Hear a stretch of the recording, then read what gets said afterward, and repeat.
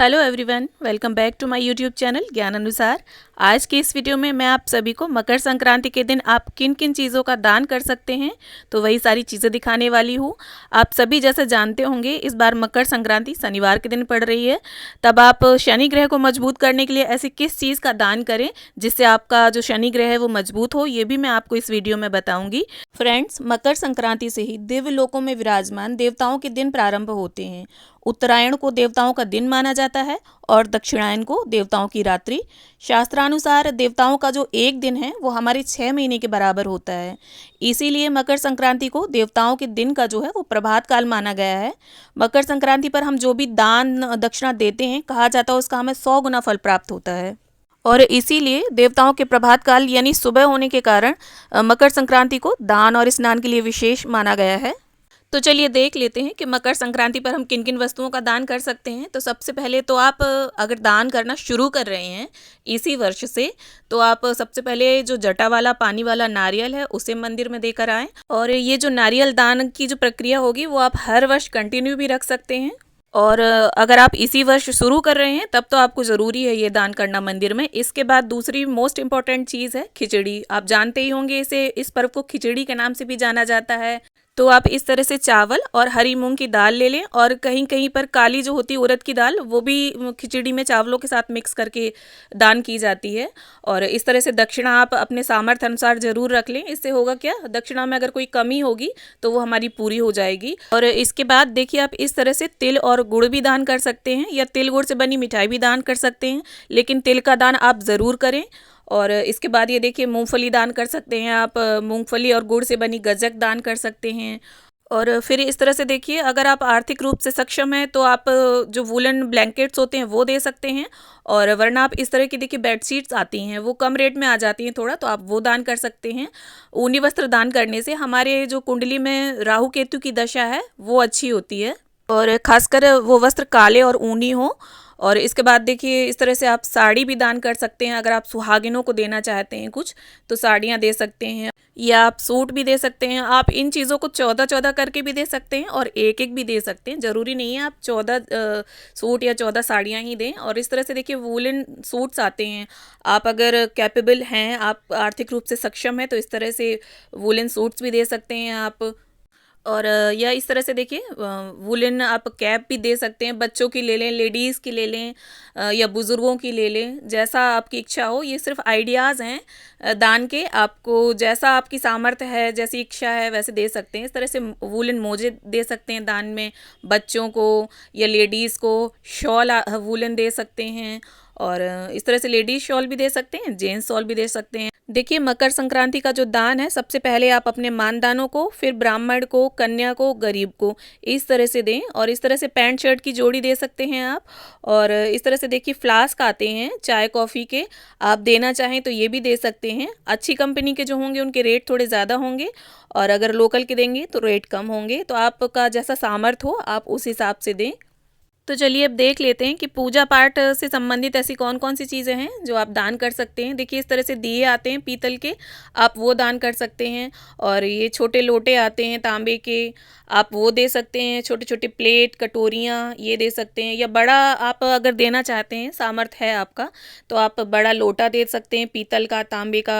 अब ये टोटली आप पर डिपेंड करता है कि आप क्या देना चाहते हैं और किस तरह का देना चाहते हैं। बस जब भी आप दान करें तो इस बात का विशेष ध्यान रखें कि जो भी चीज़ आप दान कर रहे हो पुरानी ना हो, जूठी ना हो और ख़राब ना हो, क्योंकि ऐसा दान अगर आप करते हैं तो आपको पुण्य फल की जगह अशुभ फलों की प्राप्ति होती है। और इस तरह से देखिए, बर्तनों के अलावा ये मोली के इस तरह से आप ले सकते हैं, 14 मोली बांट सकते हैं।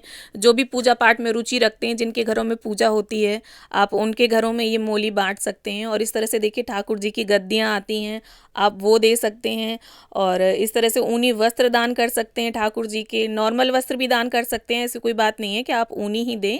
आपकी अगर इच्छा ऊनी की है तो आप ऊनी दे दें, और नॉर्मल वस्त्र अगर दान करना चाहें तो वो दे सकते हैं। अब आप सोचिए, आपके दान किए हुए वस्त्र ठाकुर जी पहनेंगे तो कितना पुण्य फल आपको प्राप्त होगा।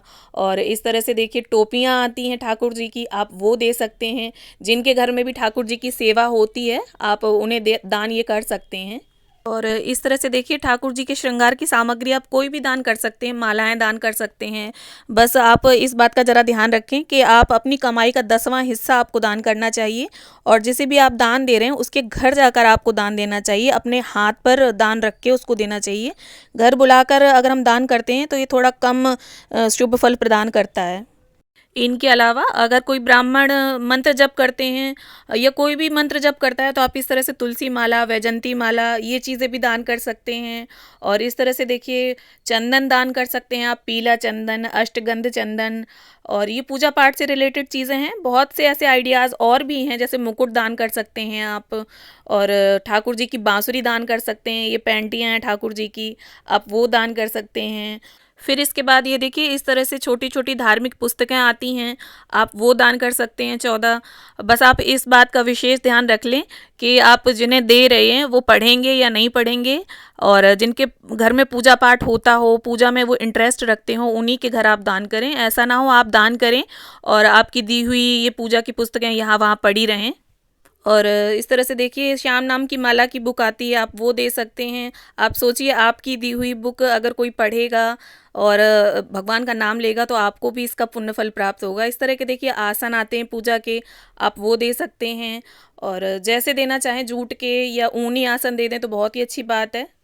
और इसके बाद देखिए अगर आप लकड़ी का कुछ दान करना चाहते हैं तो इस तरह से व्यासपीठ आप दान कर सकते हैं। जो भी रामायण या गीता रख के पढ़ते हैं ब्राह्मण, उन्हें आप ये दान कर सकते हैं। और इनके अलावा आप देखिए साबुन दान कर सकते हैं, टूथपेस्ट दान कर सकते हैं, और ये चीज़ें आप 14-14 भी ले लें तो आपको ज़्यादा महंगी नहीं पड़ेंगी, आप दान कर सकते हैं बड़े आराम से।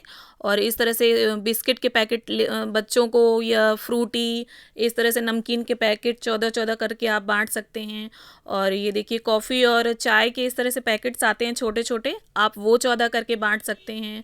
और इस तरह से देखिए कपड़ों वाला साबुन भी दे सकते हैं आप। और अगर आप वस्त्र दान करना चाहते हैं और सामर्थ्य नहीं है आपका तो इस तरह से छोटे छोटे हैंकीज़ आप 14 दान कर सकते हैं। और अगर आप सुहाग पिटारी दान करना चाहते हैं तो उसमें देखिए 14 चीज़ें आप लगा लें, या तो सुहाग पिटारी में कंगन ले लें या चूड़ी ले लें, और इसके अलावा मेहंदी, पाउडर, ये सारी चीज़ें जो आती हैं 14 वो कर सकते हैं। या एक चीज़ को आप 14 जगह भी बांट सकते हैं, ऐसा कोई ज़रूरी नहीं है। नेल पेंट ले लें 14, वो बांट सकते हैं। या इस तरह से ऑयल ले सकते हैं 14 डिब्बियाँ, वो दे सकते हैं।